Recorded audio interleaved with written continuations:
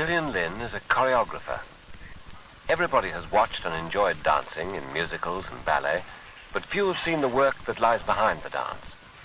Today, Gillian Lynne is in a London television studio creating a modern ballet for the small screen. The dancers are ready. Later, there'll be cameras and technicians. We shall catch a glimpse of how a talented choreographer goes about turning movement into entertainment. This is just coming up. You're doing your hip swivel, girls. To create dance movements for others, you must first be able to dance yourself. Gillian Lynne began as a dancer. At 14, she was dancing with Britain's famous Royal Ballet, eventually in leading roles. But she tired of the sameness of the classical technique and quit the ballet for the popular theatre. She appeared in revues, musicals, and that British holiday standby, pantomime. The name Gillian Lynne first appeared as choreographer in 1963 when she staged Collage. The ballet, part comic and part serious, was an instant hit, and Gillian never looked back. She went on into stage musicals like Pickwick and Stop the World, developing both as choreographer and director. For the spectacular film, Half a Sixpence, she took on the cameras too. Today she works in every medium, including television, and brings to them every available style. And I think all the mediums of dance should be used according to the subject. I mean, you could have a subject which is perfectly able to be spoken about in terms of strict classical dance, but there are others which need several styles welded into one. Well, because then you're halfway down and you can go on and stay there. And everybody, it's a reaching movement. It's trying to get as much space for yourself as possible, right? And from there, throw on to the knees as firm as you can, all right? Let's try that again. Now, don't forget, again, you're looking for space, so your eye lines must be out. See, if it's down, it's much too introverted, and then all the time, all through this, the eyes are always searching bigger, farther horizons, all right? So look far out there, and 1 and 2 and 3 and. This is modern dance, not the classical technique of Swan Lake. Right. Just what is the difference? They demand training the muscles in different ways. For instance, the thigh muscles need to be, strange things like this, where you have to strengthen your groin, these muscles here. That would never be used in classical dance. You've seen those things that turn, like the jodrell bank thing.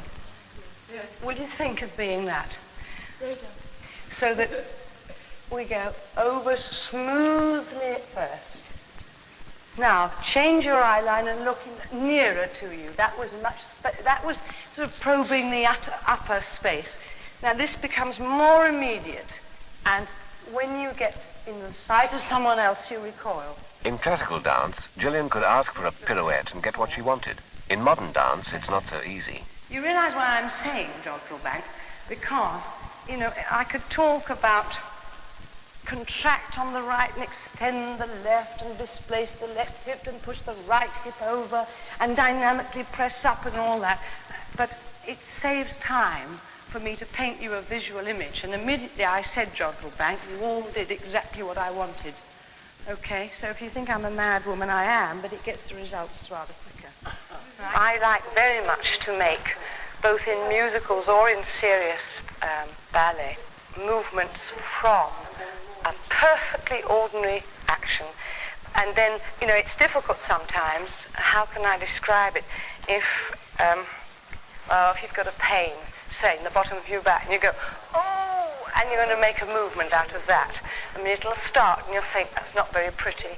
But then maybe you start helping, and you could make it interesting, but coming from the original thought. And if it comes from the original thought, a real feeling that everybody experiences, I think people do understand it and do get what your intention is.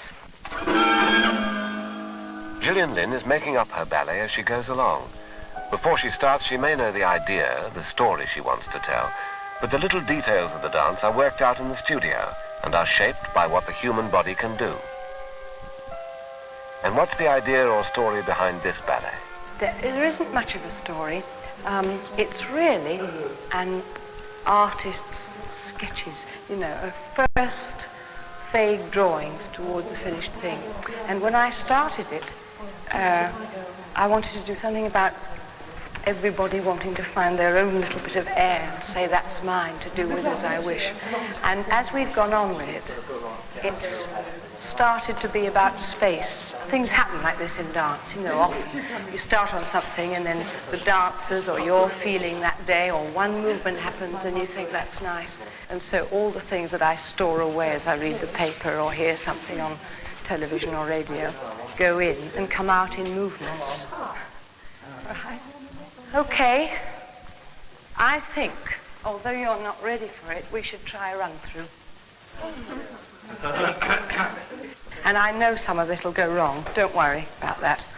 But I think it's time we did one. Okay? Just keep going. All right? Right.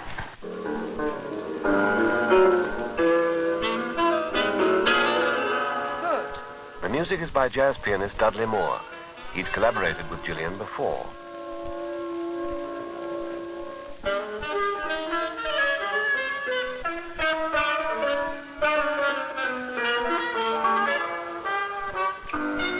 Keep very curved, boys.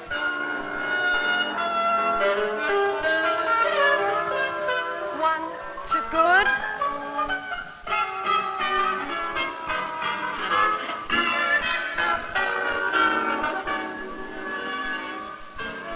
Now take your time on that. Look way out, Lou.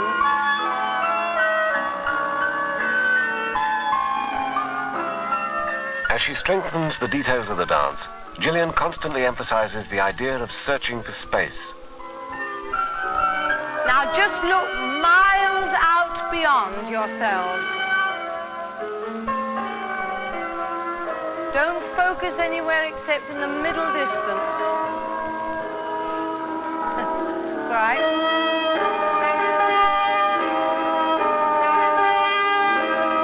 Now a big step in here. Last week, Gillian was leading these same dancers through a musical number, all kicks and bounces. She needs flexible dancers who aren't afraid to let go.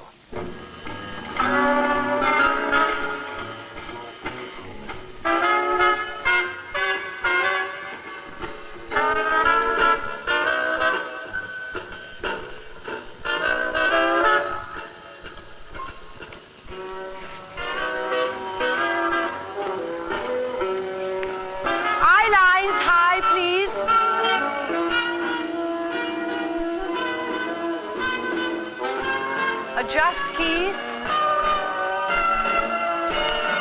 One and.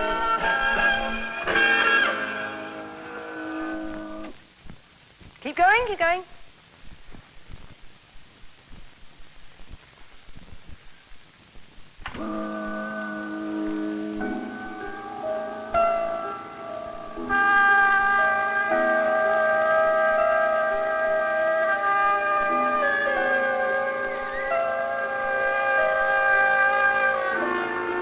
Now lift and feel very wide on that. Now stretch much further back, stretch out, wide chests. Now release everything there.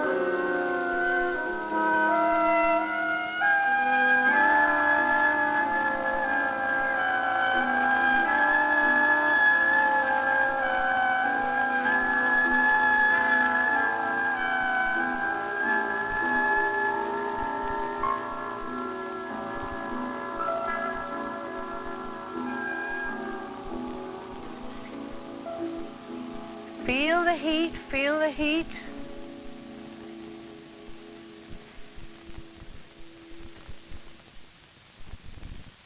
Not bad for a first attempt. Can we try this first part with music and see if we can make that in the time? Suddenly, the company under Gillian Lynne's direction expands to include a dozen assorted technicians. Okay, go. It doesn't worry her. She treats the cameramen like dancers. She has a philosophy for dealing with them, too. Well, it's always a terrible question of compromise. Go, John. I mean, one lies in bed and one visualizes marvelous shots, and then, especially with colour camera. Now, well, we'd have to get there by then, you see. They're heavy to move, and sometimes I just planned a shot for John, which was virtually impossible to do. And sometimes you just can't know till you get there whether it's going to work or not. Don't worry, we'll cut. We'll cut onto one.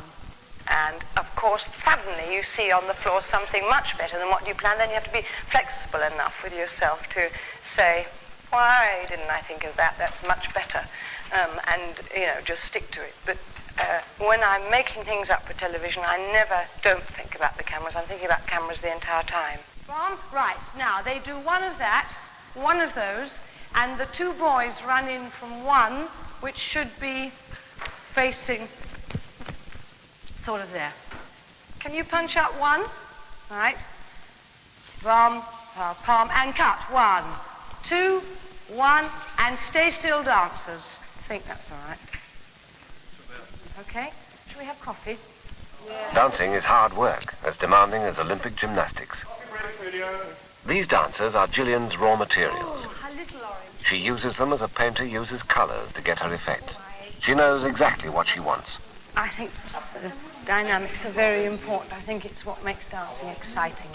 And just beautiful movement, or interesting movement, without any emotional thing behind it, becomes, after all, it's like looking at a very pretty face. You think, oh, isn't that ravishing? Isn't that person wonderful? And then after a while you say, aren't they lovely? And then, oh, but there's a very ugly, exciting face over there. And it's like that with dance, unless it's got something behind it. And I think the most important thing to go for is mood. The dancing has to impose a mood on the watcher of either. It doesn't matter if they don't always understand it, if they don't understand what's being said with the dance. But if they are entranced and taken in by the mood, then it's important, and then it's worked. But Gillian no longer dances herself, and she regrets it. Desperately. I like the absolute joy of dancing. I've never lost it, and I do miss that very much. Airtime. The ballet is about to be recorded. And mark it, 12, take 1.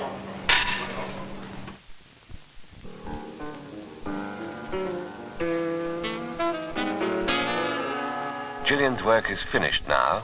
Next week she'll be staging a film musical, then choreographing a major opera. For Gillian Lynne, the different media are all one medium, all under control. Different ways of expressing the beauty of the human body in motion.